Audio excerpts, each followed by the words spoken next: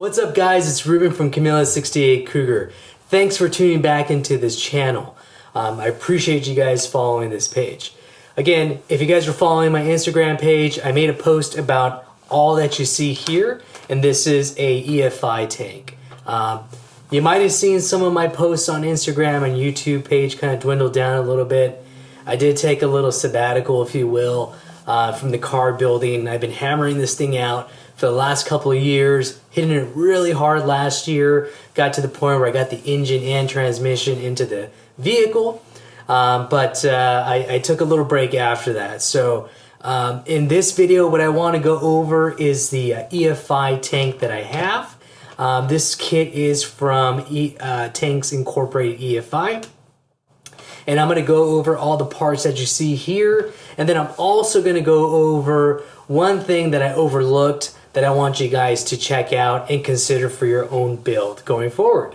So with that said, before I get started, please make sure to subscribe to the channel and like this video amongst the other videos that I have on the channel itself. Helps me keep motivated and also helps build the channel for me.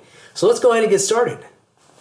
So first things first, girls and ghouls, we have the instructions here that came with the tank itself, the kit. This is actually, I'll tell you guys which parts are part of the kit. Some of these that I have here didn't come with the kit itself. So you have some instructions here for your pump and your fuel sender unit thingamabob, whatever. But it gives you some instructions here. There's plenty of videos online too as well through YouTube that you guys can watch to get yourself an idea of how to properly install the pumps and so forth. But the instructions look pretty good. I got a couple of comments on Instagram already telling me the instructions are pretty thorough. I read them a little bit. It shouldn't be a problem. You know, if you're not mechanically inclined, I think this is something that you could take a couple of measurements and you could do it. So you're good. Okay, what else comes with the kit? So here's part of the pump kit itself. So if you can see here, you got your fittings up top here. This actually comes with longer tubes here because I think this is more of a universal type of kit, and you essentially measure it to fit your fuel tank itself. So with your trusty ruler or a measure tape itself, you can use this here to measure the depth there, and you'll cut these things accordingly. So this comes part of the kit here. Again, pickup part. This is the fuel pump itself. This is designed for EFI. I don't remember exactly what the gallons per hour is. I'm gonna say 250, I believe, if not a little bit higher. I'll make a correction here down at the bottom for you guys, okay? The other part here, this is the fuel sending unit itself. I have actually two boxes here. So this is the one that comes with the tank itself as a kit, and you can buy this tank actually by itself as well. This is a fuel sending unit kit there, and I have an extra one. I gotta call and just find out for sure, but this is what came with the tank itself. And I also have one from Classic Instruments because I have their full gauge setup for misc Cougar. They actually included another one here, and this one actually says it's a mechanical sender, but if I remember correctly, this will also work with EFI. I'm gonna give these guys a buzz to just inquire about that, just to double check. But this thing looks almost identical to what I came with the EFI tank. So if I end up not using this thing, I might put it up for sale. I might do a giveaway too as well. I don't know. We'll see what ends up happening at that part. So those are the fuel senders. The other part that this came with, and this is for your filler neck, it came with the tube here. I actually already had this kit here, and what I'm missing is that metal fuel tube kit that comes out through here. To the backside here that goes into the rear valence. But I already have this kit here. This is what comes with the tank itself. So you get another piece there, won't be using that. The other part that comes with the kit, and I believe this is the fuel pressure regulator. So if you're running a EFI kit in your vehicle, you're gonna need a high pressure fuel regulator. I believe if I remember correctly, it's designed between 50 to 60 PSI. So it's high pressure versus over the carbs. So that, all this comes with it. You got some fittings here that they include as well, which is neat. And again, this is part of the entire kit itself. But yeah, got a couple things there. I need to figure out where I'm gonna put this fuel pressure regulator. I actually don't want to put it in the engine bay where it's visible. I want to keep that engine bay nice and clean and not too much noise going on there. I want to hide as much wires as I can and as much plumbing as it possibly can. Okay. This other piece here did not come with the fuel tank itself.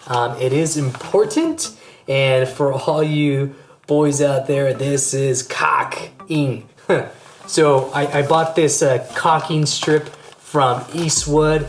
You're gonna need this whenever you finally install your components to your gas tank.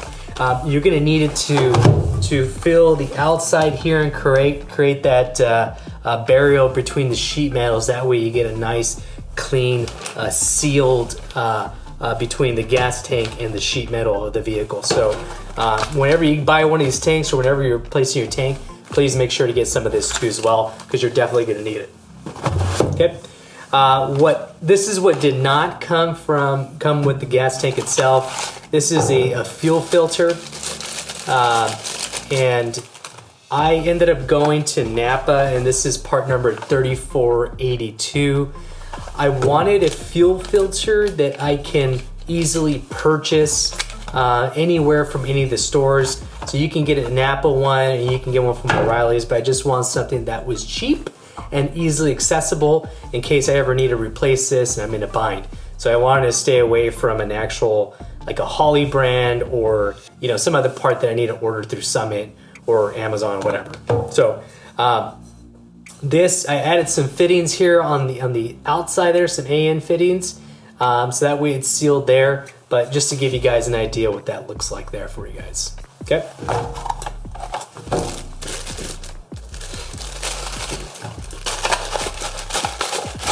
Put this away.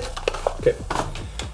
So the cool thing about the gas tank, you know, I was expecting this to just be stainless steel or, you know, non-corrosive, zinc coated or something. But this is actually, and I'll show some shots here, but this is actually powder coated from Tanks Incorporated. So it's pretty cool that it's actually sealed with powder coating. It's a nice, what would I call this? It's almost like, it almost looks like that powder coat chrome with less shimmer. It's more of a gray color, but it actually looks really nice. I'm actually really happy about that. I wasn't expecting this to be coated like this. So thumbs up there, you guys. I like this Tanks Incorporated. So far, so good. The one thing, and here's a caveat that I said earlier today, the one thing that I kind of don't like about this, and let me get this out of here. All right. Okay. So normally with your stock style fuel tanks, this is where you have your is it the fuel sender or the fuel pump? I think it's a float. Fuel sender, yes, fuel sender. Dude, I am not a freaking mechanic. I'm not some like dude from like a shop or anything like that, so forgive me, okay? But anyways, this is where usually your stock tank has the fuel sender, the fuel pump. This one's sealed off here.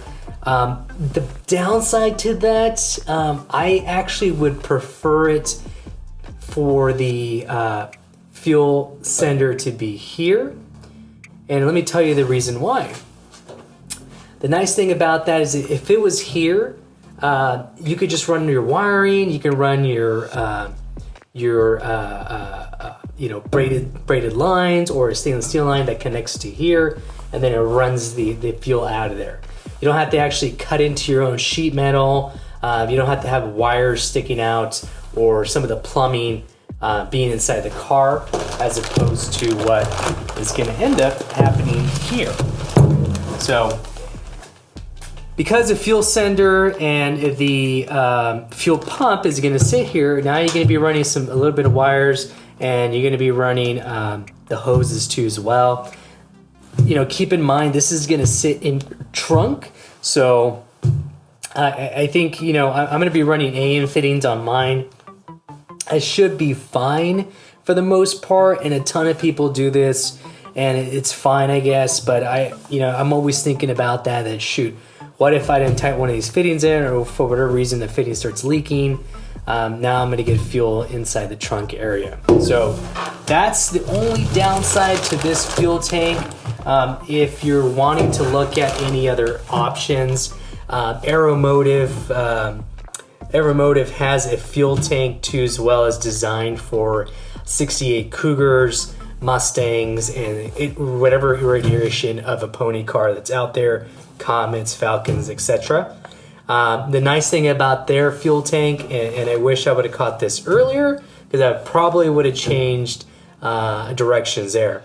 So the fuel pump itself on theirs is not actually on top here. It's down here at the bottom where it comes from factory.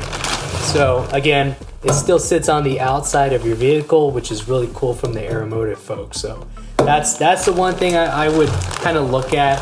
That way you don't have to cut anything, any holes. It's kind of not a big deal, but it kind of is. You know, if you're gonna have this, you're gonna have maybe like 2 inches sticking up or an inch sticking up with the lines, and you got to cut to the sheet metal. I've seen guys create like a base of MDF or some kind of wood, plywood, you name it, to cover this whole thing up. So that when you open up your trunk, you don't actually see, you know, the couple of wires and the hoses, you know, they're exposed. Some people, it's not a big deal at all. So I just thought I'd mention that for you guys, just because had I thought about this and had I known that there was an alternative, I most likely would have gone that route. But anyways, we're gonna freaking run with this. Not a big deal. Like I said, we'll make it work. It's gonna work. But I just want to throw it out there for you guys. Okay. All right. So that's what comes with the fuel tank. And the next things we're going to do here is we're going to try to assemble this bad boy. So let's go. I did contact Classic Instruments, because if you remember, I said earlier that I had 2 fuel sending units, and I wasn't sure exactly which one to use or if it even mattered. So the answer to that is it does not matter for my particular setup, and the reason behind that is because I have full sweep gauges from Classic Instruments. So yeah, the tech told me it doesn't matter because those can be universally programmed, so you can use whatever one you need to use there. So anyways, let's check out what I'm doing so far, and I'll show you what that finished product was.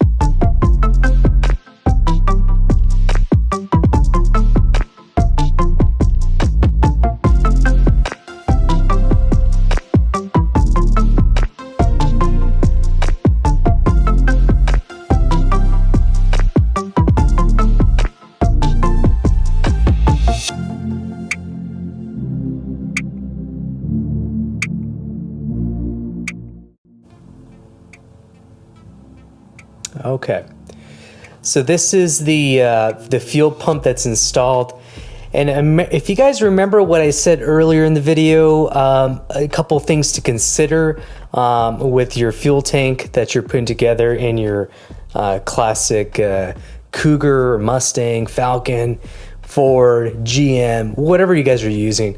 So here's the reconsideration that I recommend. As you see here, you're going to see that the fuel pump is here, and it sticks out of your fuel tank here on top. It is inside your trunk area. So again, there's the fittings here. There's the sending unit and the return, and it's kind of cool because it's listed here for you, so you don't screw these things up.